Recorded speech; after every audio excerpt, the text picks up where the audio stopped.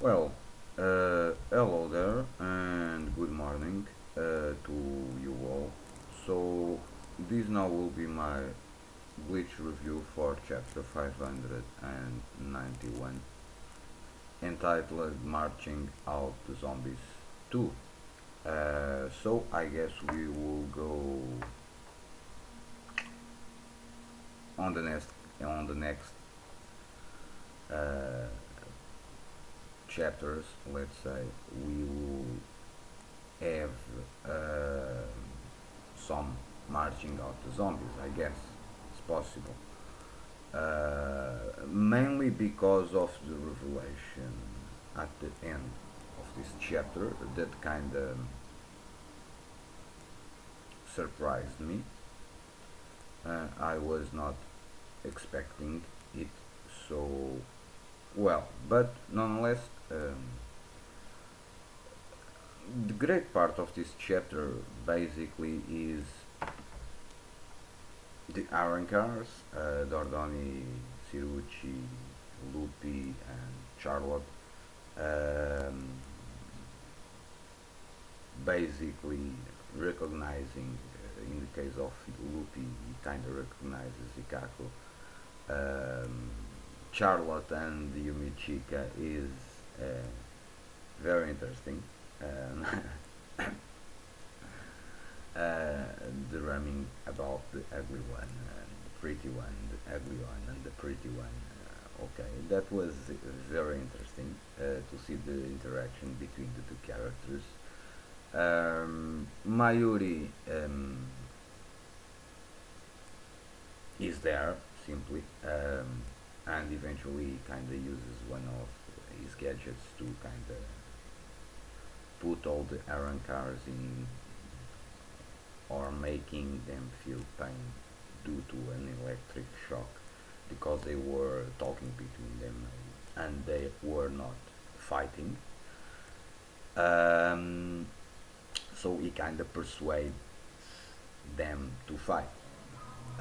At the same time, we have the situation with um, Giselle, and she kind of recognizes that these four are kind of corpses, and we also through Sirishi words that they apparently cannot be controlled by the technique of the blood because they are already dead. We have kind of the confirmation that Sirishi and Lupi, apparently, those are the two bodies that were hanging out on the lab of Sayalaporo. So, okay, that was interesting.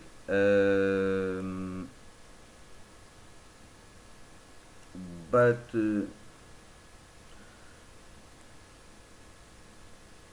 I, well, I think that these Iron cars or these kind of revived Iron cars are kind of different from the zombies that Giselle does. It appears to me it's kind of different. They retain most of their personalities, so they were revived, but they are not maybe controlled or so controlled as in the case with Giselle. Through blood, they could be controlled with some devices or some implants that Mayuri put inside them, but they are different.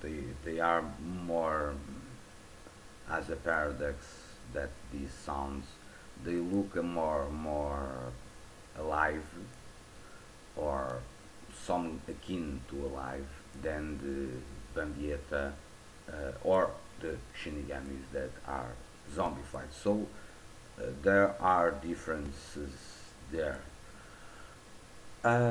Also, then we we kind of have the opposition of Ikaku and Nishike, because Mayuri basically orders the Arrancar to exterminate the Shinigami that were zombified, but since several are members of the 11th Squad Division, they kind of object, but Mayuri kind of reminds them of the words of Captain Commander Yamamoto, um, in the sense that he says that all that are a threat to Soul Society should perish.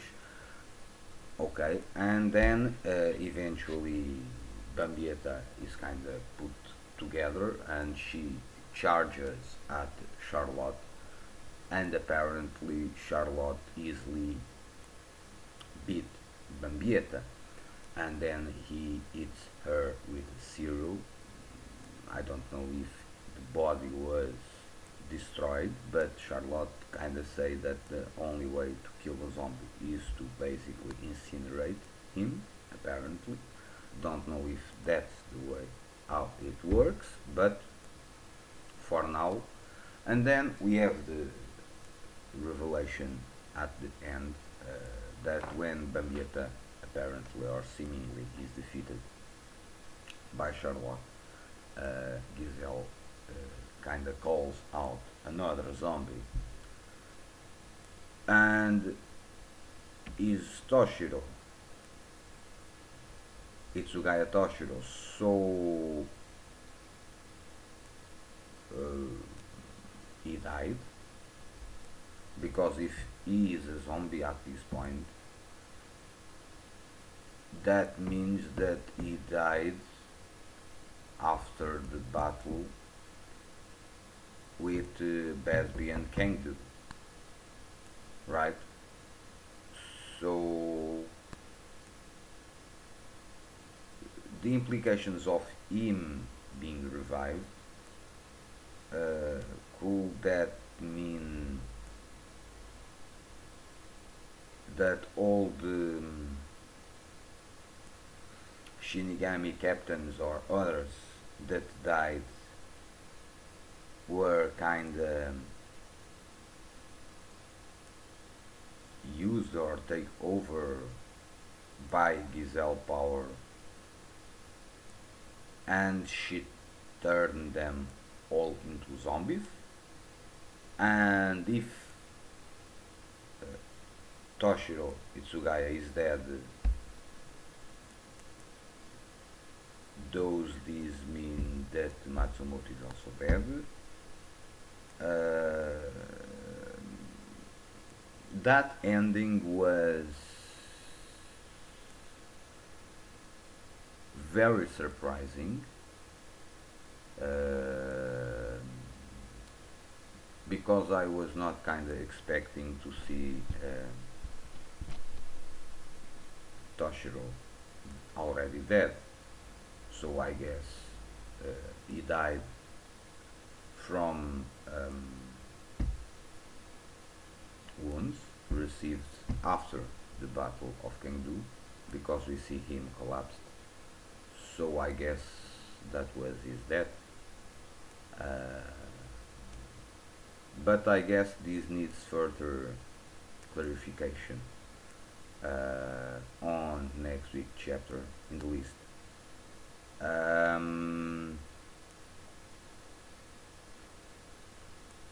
Because it's very forced in a way. Even it makes sense. It makes even more sense than bringing back Luffy and the others. Nonetheless, like I did say in my last video, I could accept the return of Dordogne and Cirucci and eventually Charlotte, but Luffy, I think that still it's kind of bugging me. But nonetheless, okay. Now in terms of Itsugaya, I don't know. Those that mean that all the captains that die, let's say Itsugaya is dead, so he was turned into a zombie. So if Matsumoto was killed, she was also turned into a zombie. So Rose and Kensei, since they were killed by Granny, could they have been turned into zombies? Um,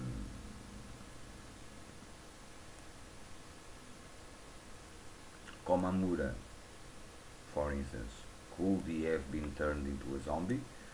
Um,